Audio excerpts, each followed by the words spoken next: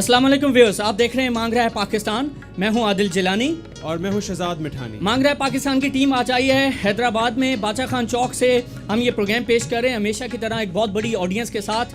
हैदराबाद सिंध का दूसरा बड़ा शहर, तकरीबन लगभग 25 लाख आबादी का ये शहर है और हमारे आने का ये मकसद ये है इस प्रोग्राम के हवाले से कि यहाँ के लोगों के मसाइल हैं क्या। अमूमन बड़े शहरों के मसाइल मीडिया पर बहुत बेहतर तौर पर हाईलाइट होते हैं, छोटे शहरों के मसाइल जो हैं उनको हाईलाइट नहीं किया जाता। हमारे आने का मकसद ये है कि हैदराबाद के लोगों का तर्ज ज़िंदगी हम जान सकें। महंगाई, गुर्बत, बेरोज़गारी जो कि पाकिस्तान के ऑलमोस्ट हर शहर और गांव का मसला है, इसके अलावा यहाँ के लोग अपनी ज़िंदगी कैसे बसर करें इन तमाम मसाइल के साथ, और हुकूमत ने किस हद तक बुनियादी सहूलियात इन्हें देने में कामयाब हुई है और आया यहाँ के लोग मुतमिन हैं भी या नहीं। इस हवाले से हम आप सब लोगों की राय लेना चाहेंगे। राइट नाज़रीन, अगर कराची से खाली मुवाजना करें तो अगर कराची में 100 लोग रहते हैं तो हैदराबाद में 13 लोग रहते हैं। इससे आप अंदाज़ा लगा सकते हैं कि ये कितना छोटा शहर है। लेकिन आइए इस 25-26 लाख की आबादी में जो लोग हैं इनसे पूछते हैं कि यहाँ के लोगों के बुनियादी मसाइल क्या हैं। अस्सलाम वालेकुम जी, बताइएगा हैदराबाद के बुनियादी मसाइल क्या क्या हैं?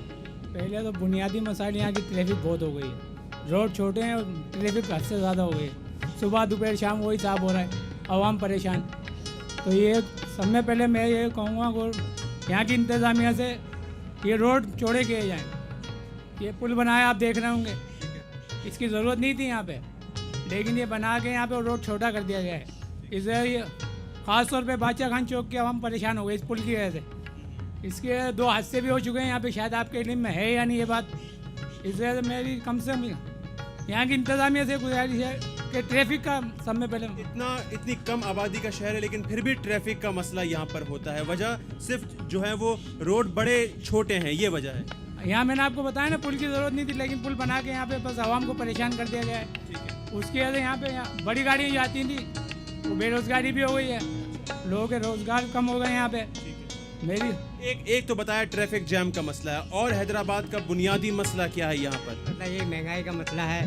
सही, वाडा वाला कहते हैं बिजली से कम इस्तेमाल करो। अगर बिजली कम इस्तेमाल की जाती है उसके बाद डिडक्शन लगा के भेजते हैं। समझेंगे, अब बिजली की कम करो इस्तेमाल तब भी वही हिसाब है, और नहीं भी करो तब भी उससे डबल करके भेजते हैं। हैदराबाद में बिजली की लोड शेडिंग का दौरान ये कितना है? 24 घंटे में से कितने घंटे बिजली जाती है? 7-8 घंटे जाती है।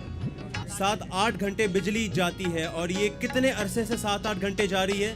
साल से साफ हो रहा है। जब से ये मसला उठाया जब से ही हो रहा है ये साल। हर तीसरे घंटे हैदराबाद में लाइट नहीं होती है। हर तीसरे घंटे नहीं होती है। ओके दोस्त, मैं आपके पास आता हूँ। यहाँ पर बताया कि बिजली का मसला है। बावड़ा वाला ऐसा क्यों करते हैं कि बोलते हैं जी आप बिजली कम से कम इस्तेमाल करो, आपका बिल भी कम आएगा, उसके बाद भी बिल जो है ज़्यादा बेचते हैं। ओके, बिजली का मसला और ट्रैफिक का मसला, इसके अलावा और क्या मसला है? शेर सुनाता हूँ सागर सदीकी साहब का। उन्होंने आज से 55 साल पहले तकरीबन बोला था यह शेर कि जिस दौर में लुटेगी फ़कीरों की कमाई, उस दौर का हाकम कोई खतावार होगा। इससे ज़्यादा मैं कुछ नहीं।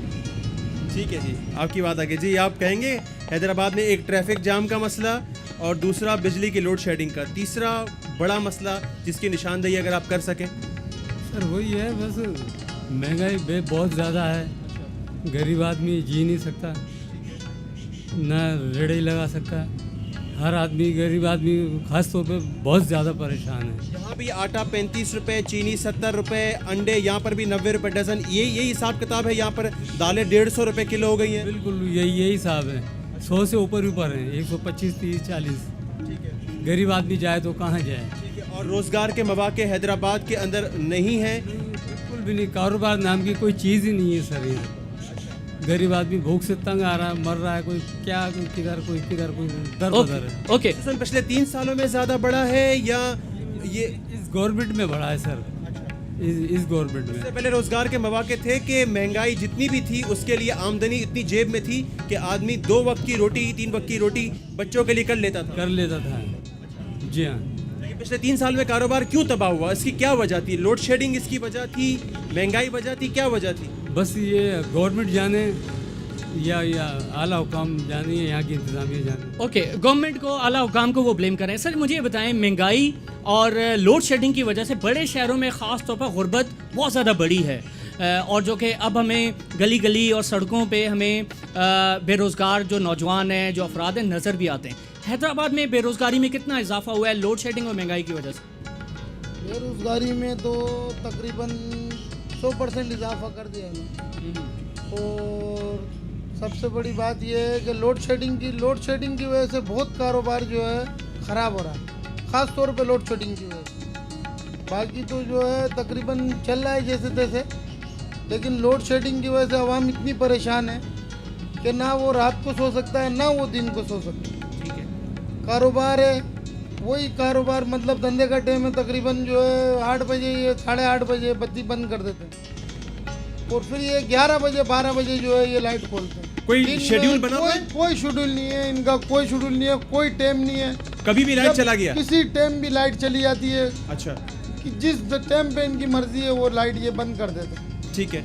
कराची में तो हम KESC वालों के बारे में बात करते हैं, यहाँ पर भाई ये- हेस्को वाले कुछ करते हैं? कराची में एक कोई- कंप्लेन नंबर कोई है इंतजाम नहीं है। 118 का। ऐसे हैदराबाद में कोई कंप्लेन नंबर है जहाँ आप फोन करें? आप करते रहो, कोई भी नहीं उठाएगा। अच्छा, हाँ, कोई भी नहीं उठाएगा।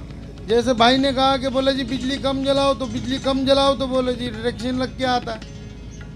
डिटेक्शन, अच्छा। हाँ, बिजली कम जलाएं अगर, चलो जी गवर्नमेंट बोलिए कि कम जलाओ, आप कम से कम बिजली इस्तेमाल करो, सही है।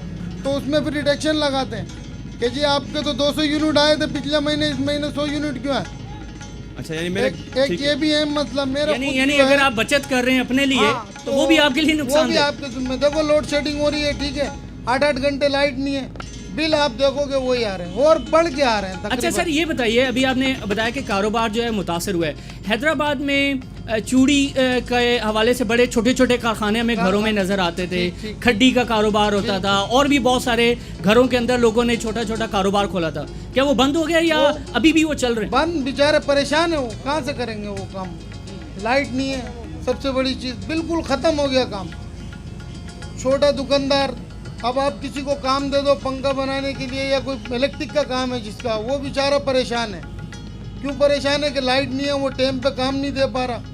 अब वो काम नहीं देगा तो उसको जो है उजरत नहीं मिलेगी उसकी, आगे से जो है कोई सुनने वाला नहीं है। ठीक है, बात को आगे बढ़ाते हैं। जी बाबा, क्या मसले हैं हैदराबाद के? और हैदराबाद के मसला यह है, बाचा खान चौक पे गटर निकासी का एक दिन नहीं दूसरा दिन ये रोड सारे सैलाब बन जाता है। बिल्कुल इसके कोई इंतज़ाम नहीं है। अगर बारिश आए हर दूसरा दिन, बारिश यहाँ सैलाब हर वक्त होता है। 2-3 दिन के बाद ये रोड की हालत बहुत बुरी होता है, लोग चल नहीं सकता है। और सफाई वाले जुमादार 2-3 दिन के बाद आके झाड़ू मारता है। सारे हालत दुकानदार खुद बंगी बन के झाड़ू मारते हैं। क्या वजह है इस बात? कितना अरसे से ये हो रहा है कि सामने दुकानें, यकीनन गटर निकलता होगा तो लोग आते भी नहीं होंगे खरीदारी करने? बिल्कुल कारोबार पे असर हुआ, कारोबार बिल्कुल तबाह हो चुका है। जी, गटर क्यों बाहर निकल कर आ जाता है? निकासी निज़ाम बंद हो जाता है तो फिर ये सारा पानी रोड भर जाता है। कोई शिकायत किया यहाँ के दुकानदारों ने मिलकर, या कोई निज़ाम खुद इस हवाले से लाने की कोशिश? तो आपने बोला कोई सुनाई नहीं हो रहा है। एक दिन के बाद 2 दिन के बाद आता है, फिर वो खोल देता है, फिर सफाई हो जाता है, फिर जुमादार आता है और झाड़ू मारने वाले 2 दिन के बाद झाड़ू आता है। रोड की ऐसी हालत है जैसे कचर खाने में बैठा है। जो नकासी का मसला खाली बाचा खान चौक का है या जो हैदराबाद के और इलाके हैं वहाँ पर भी नकासी के मसाइल हैं? नहीं है, बाचा खान चौक में इसमें ज़्यादा प्रॉब्लम है। कोई किसी से पूछने वाला नहीं है, कोई किसी से जानने वाला नहीं है। मर्दी वाले कोई आता है कोई नहीं आता है। 7-7 दिन साला रोड पानी से भरा होता है, बिजली नहीं है। हमारा दिल तो कर रहा है ये लाइन काट के कबाड़ियों को दे दे।